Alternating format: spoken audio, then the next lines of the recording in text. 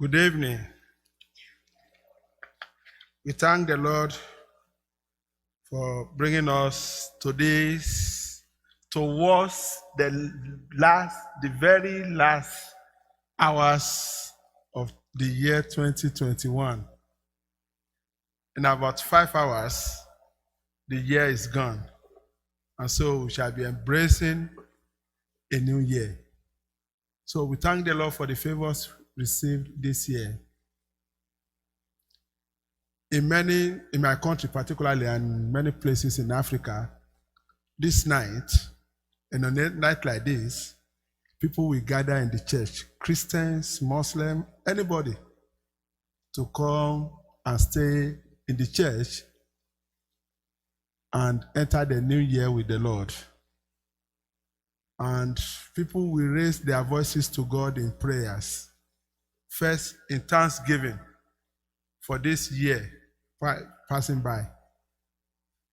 Because it is not by our power, not because we covered the nose, we use the mask that we are alive. We could have died. Not that we are better staying alive than dead, but at least we could have died. So people thank God for other favors received.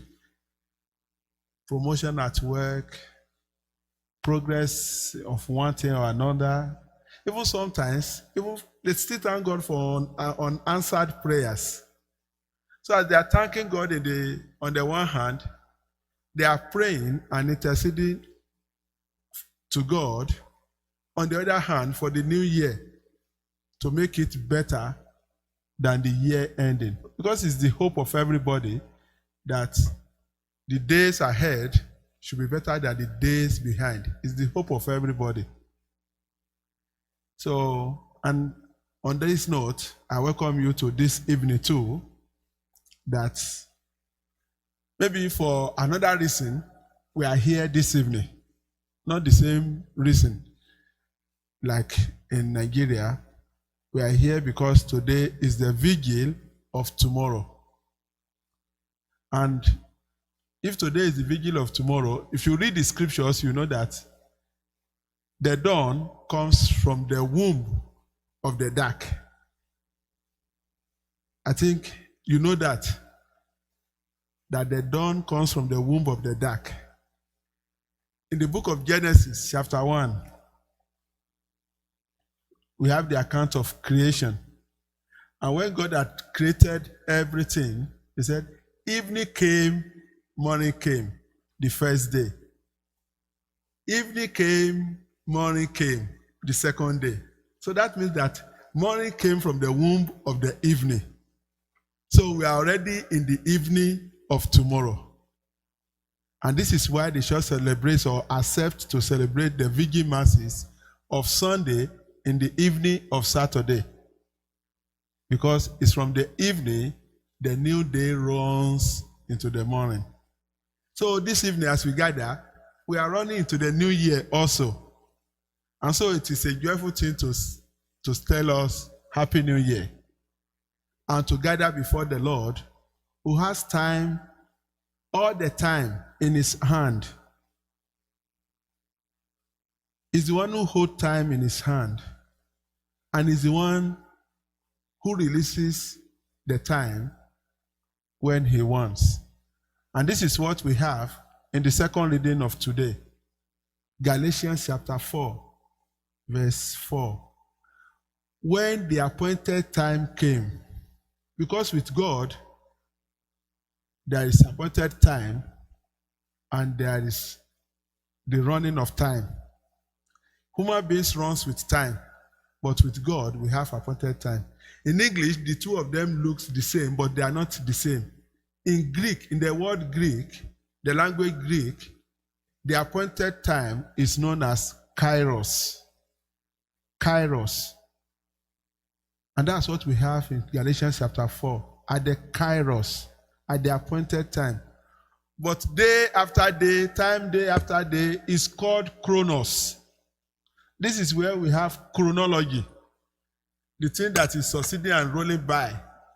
So the Greek word for the ordinary time that we human beings run into is known as chronos. Chronos is not as important as kairos. At the appointed time, things happen. The appointed time may not be the time that we roll by. And that's why the Bible tells us that 1,000 years before God is like yesterday come and gone. And when God wants to do something, then it's appointed time. God promised that he was going to send the Messiah. At the appointed time, he sent him. We are the one counting time, 1, 2, 3, chronos. That deals with us. But kairos deals with God. So God, the God we serve, is the God of kairos. And so at the appointed time, he sent Jesus Christ. And Jesus Christ came. And from the time of the birth of Jesus Christ, the word counts time. We count our chronos by Jesus. Though today we want to change everything because many of us have become, not those of us here, the world has become atheistic and anti-Christian. When I was growing up, if you say BC means before Christ. But today, they don't want to talk about BC. They talk about BCE, before the common era. There was no common era. Before the time of Christ, there was nothing that was common about chronos, about everybody. You can go and Google it. Before the birth of Christ, people counted time by the events of their region. For instance, Rome was the world power before the birth of Christ. They counted time by AUC, Anno Orbe Condita, before the building of Rome. 723 AUC, that was when Jesus was born. That is before the establishment of Rome. AUC, Anno Urbe Conduta.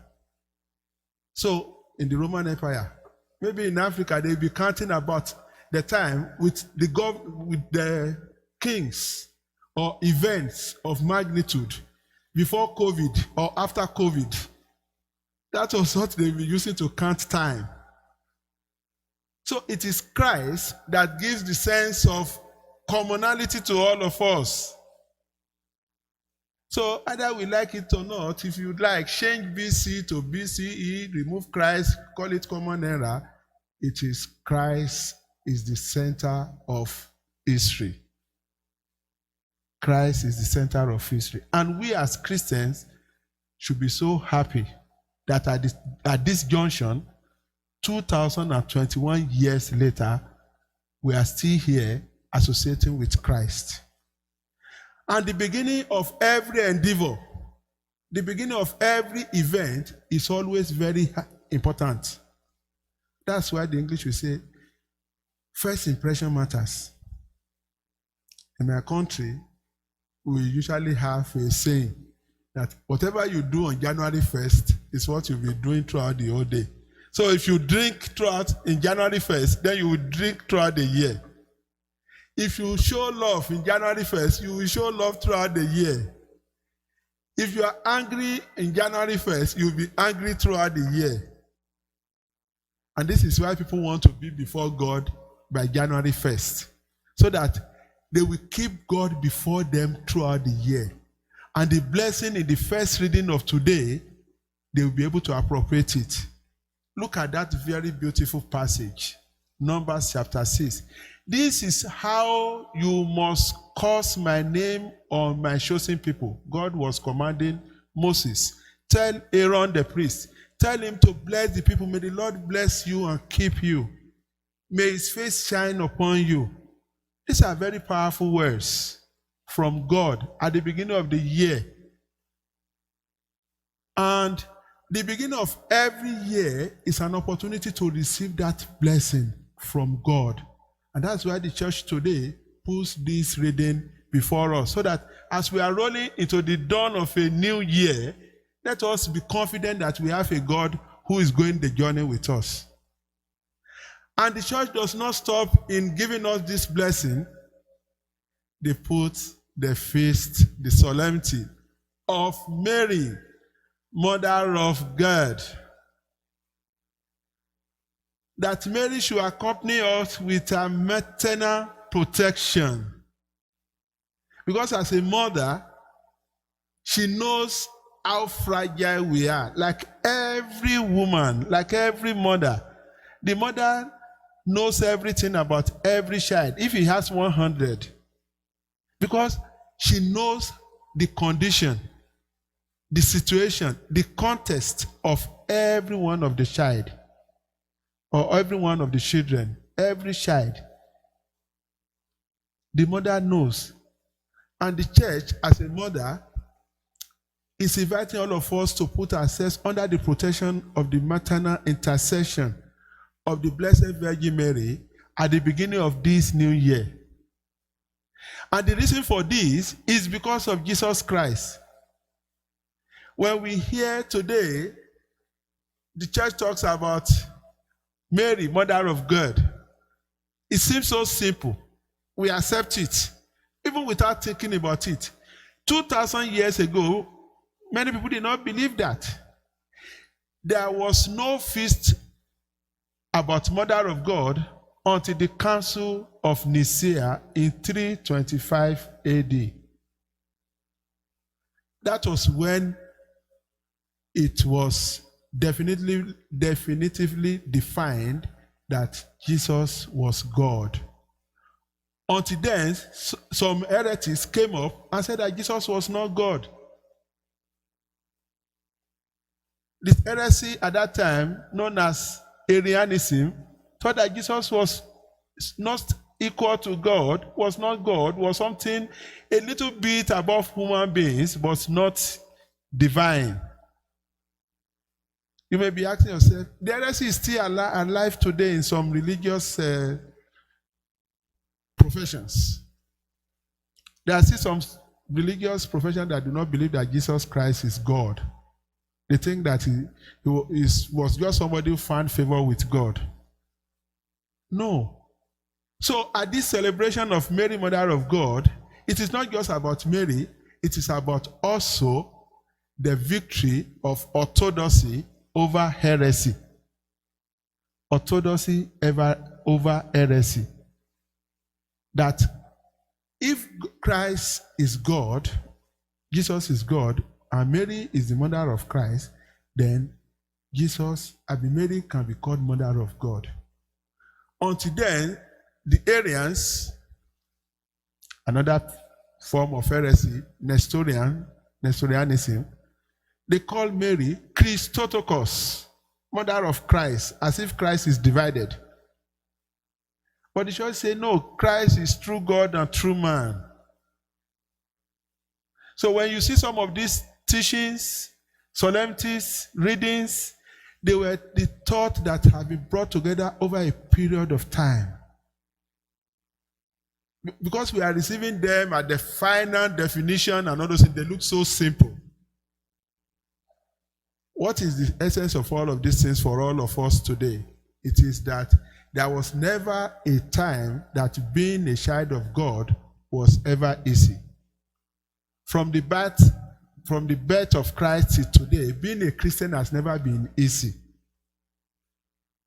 It has to be struggle within, struggle without, struggle with temporal power, struggle with even members of the church, bishops, priests, Christians. So it is our own time to struggle too. Today, it is our own time to struggle. What are you living for the next generation? How are you struggling for the next generation? So this is all the reasons why this celebration at the beginning of every year is very, very important. To receive the blessing, to know the importance of God in our lives. But look at the haste and with which the shepherd heard about God and ran to Bethlehem. These are not supposed to be, they are supposed to be lowly people.